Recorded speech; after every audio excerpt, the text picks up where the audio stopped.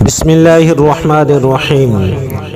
صرف 5 منٹ کا مدرسہ قرآن و حدیث کی روشنی میں 7 محرم الحرام۔ نمبر 1، اسلامی تاریخ۔ قابل اور حابیل۔ قابل اور حابیل حضرت آدم علیہ السلام کے 2 بیٹے تھے۔ دونوں کے درمیان ایک بات کو لے کر جھگڑا ہو گیا۔ قابل نے حابیل کو قتل کر ڈالا۔ زمین پر یہ پہلی موت تھی اور اس بارے میں ابھی تک آدم علیہ السلام کی شریعت میں کوئی حکم نہیں ملا تھا۔ اس لیے قابل پریشان تھا کہ بھائی کی لاش کو کیا کیا جائے۔ اللہ تعالیٰ نے ایک کوے کے ذریعہ اس کو دفن کرنے کا طریقہ سکھایا۔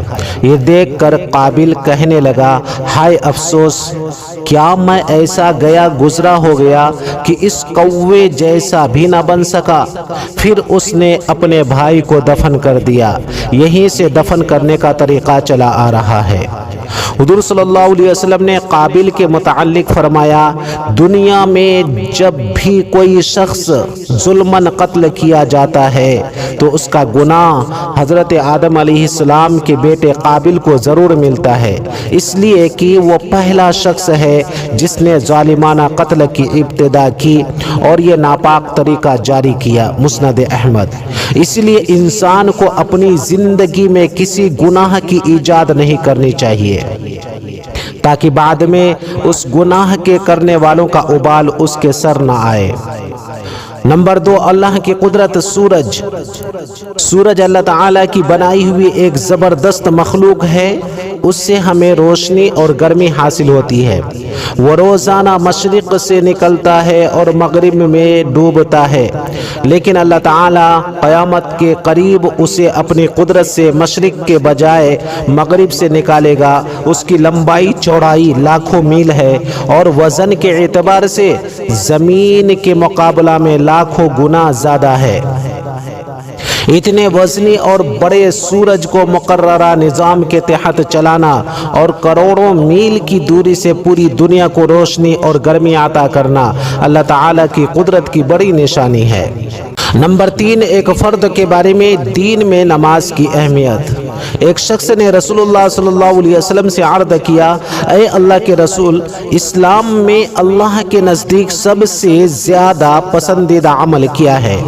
آپ صلی اللہ علیہ وسلم نے فرمایا، نماز کو اس کے وقت پر ادا کرنا، اور جو شخص نماز کو جان بوجھ کر چھوڑ دے اس کا کوئی دین نہیں ہے، اور نماز دین کا ستون ہے۔ بہقی فی شعب الایمان۔ نمبر 4، ایک سنت کے بارے میں وضو میں کانوں کا مسح کرنا۔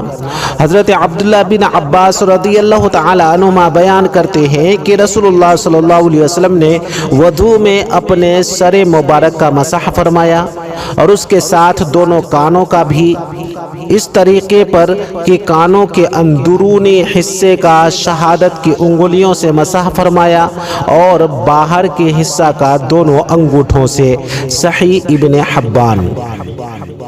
نمبر 5، ایک اہم عمل کی فضیلت، عاشورہ کے روزہ کا ثواب۔ رسول اللہ صلی اللہ علیہ وسلم سے محرم کی 10ویں تاریخ کے روزہ کے متعلق پوچھا گیا تو آپ صلی اللہ علیہ وسلم نے فرمایا، یہ روزہ پچھلے سال کے گناہ کا کفارہ بن جاتا ہے۔ مسلم شریف۔ نمبر 6، ایک گناہ کے بارے میں بلا ضرورت مانگنے کا ابال۔ رسول اللہ صلی اللہ علیہ وسلم نے فرمایا، جس نے سوال کیا حالانکہ اس کے پاس اتنا موجود تھا جس سے اس کی ضرورت پوری ہو سکتی تھی، تو وہ قیامت کے دن اس حال میں آئے گا کہ اس کا چہرہ عیب دار اور اس پر خراش ہوگی۔ ابو داؤد۔ نمبر 7، دنیا کے بارے میں حضور صلی اللہ علیہ وسلم کے گھر والوں کا صبر۔ حضرت ابن عباس رضی اللہ تعالی عنہما بیان کرتے ہیں کہ رسول اللہ صلی اللہ علیہ وسلم اور آپ کے گھر والے بہت سی رات بھوکے رہتے تھے۔ ان کے پاس رات کا کھانا نہیں ہوتا تھا، جبکہ ان کا کھانا عام طور سے جو کی روٹی ہوتی تھی۔ ترمذی شریف۔ نمبر 8، آخرت کے بارے میں پرہیزگار لوگوں کے لیے خوشخبری۔ قرآن میں اللہ تعالیٰ فرماتا ہے بے شک پرہیزگار لوگ جنت کے باغوں اور چشموں میں ہوں گے۔ ان کو کہا جائے گا کہ تم ان باغوں میں امن و سلامتی کے ساتھ داخل ہو جاؤ، اور ہم ان کے دلوں کی آپسی رنجش کو اس طرح دور کر دیں گے کہ وہ بھائی بھائی بن کر رہیں گے، اور وہ تختوں پر آمنے سامنے بیٹھا کریں گے۔ سورہ حجر۔ نمبر 9، طب نبوی سے علاج، دبلے پن کا علاج۔ حضرت عائشہ رضی اللہ تعالی عنہ فرماتی ہیں کہ جب میری والدہ نے مجھے رسول اللہ صلی اللہ علیہ وسلم کے پاس رخصت کرنے کا ارادہ کیا تو میرے دبلے پن کا علاج کرنے لگی، مگر کوئی علاج کارگر نہ ہوا۔ پھر میں نے تر کھجوروں کے ساتھ ککڑی کھانا شروع کیا تو میں معتدل جسم والی ہو گئی، یعنی دبلا پن دور ہو گیا۔ ابن ماجہ۔ نمبر 10، قرآن کی نصیحت۔ قرآن میں اللہ تعالیٰ فرماتا ہے کیا یہ لوگ زمین میں چل پھر کر نہیں دیکھتے کہ ان سے پہلے لوگوں کا کیا انجام ہوا؟